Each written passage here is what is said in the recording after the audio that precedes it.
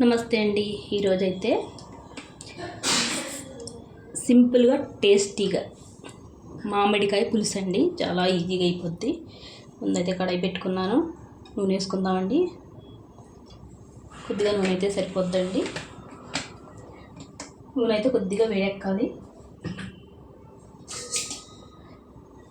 ఏం లేదండి, ఇందులో ఒక మామిడికాయ, 3 ఉల్లిపాయలు, 4 పచ్చిమిరపకాయలండి. మామిడికాయ అయితే పుల్లగా ఉన్నది తీసుకోవాలండి. బాగా పులుపు ఎక్కువగా ఉంటే బాగుంటుంది. చూడండి, కొద్దిగా నూనె అయితే వేడెక్కింది కదా. ఇప్పుడు ఉల్లిపాయలు వేసుకుందాం మనం.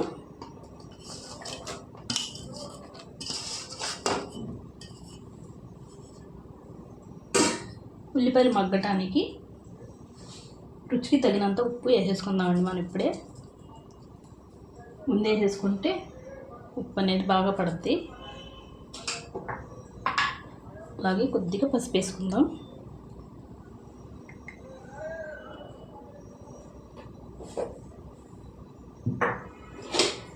బాగా కలుపుకుందామండి. ఉల్లిపాయలు ఉప్పు పట్టేలాగా.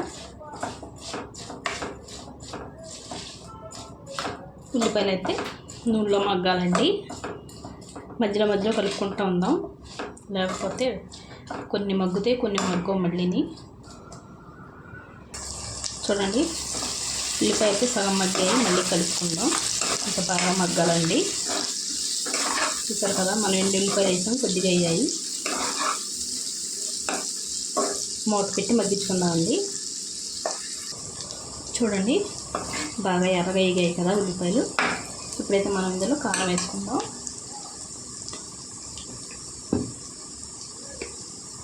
పచ్చిమిరపకాయలు కూడా వేసుకుంటాం కదండి. 1.5 చెంచా వేసుకున్నాను కారం అయితే.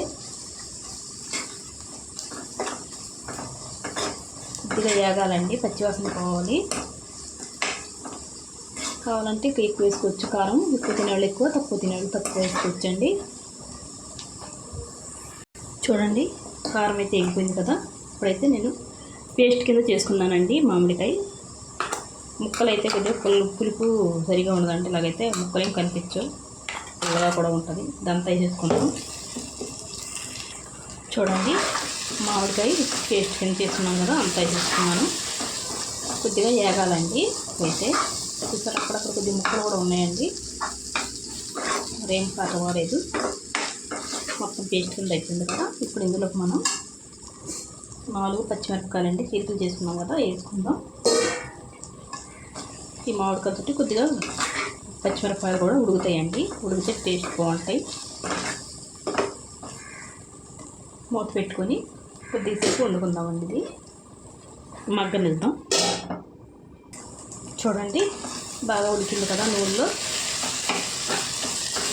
నూనె తేలే వరకు ఉడికింది. ఇప్పుడు ఇందులో మనం తగినన్ని నీళ్ళు వేసుకుందాం. ఇలా మనం జార్లో ఉబ్బుకున్నాం కదండి, నూరుకున్నాం కదా, ఆ జార్లో నీళ్ళు వేసుకుందాం. కొద్దిగా ఉంది అందులో. ఇప్పుడు మనకు పులుసు ఎంత కావాలో అలాగా అన్ని నీళ్ళు వేసుకుందామండి. బాగా కలిపేసుకుందాం కలిసేలాగా.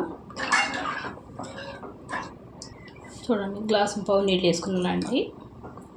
ఇదైతే కొద్దిగా చిక్కబడే వరకు మనం వండుకుందాం మూత పెట్టేసి. ఇందులోకి నంచుకోవడానికి వడియాలైనా ఏపుళ్ళైనా ఏమైనా బాగానే ఉంటాయండి, టేస్టీగా. ఈసారి మీరు ట్రై చేయండి ఈ పులుసు. మూత అయితే పెట్టుకుందాం. ఇప్పుడు మనం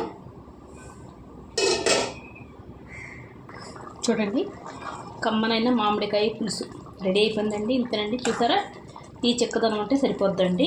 ఇప్పుడైతే స్టవ్ కట్టేసుకొని మనం ఇందులో కొత్తిమీర వేసుకుందామండి. కొత్తిమీర వేసుకుంటే చాలా టేస్టీగా ఉంటుంది. ఎక్కువ వేసుకుంటున్నాను కొత్తిమీర అయితే. ఒక్కసారి కలిపేసుకుందామండి. ఇంతేనండి వీడియో. నచ్చితే లైక్, షేర్, సబ్స్క్రైబ్ చేసుకోండి.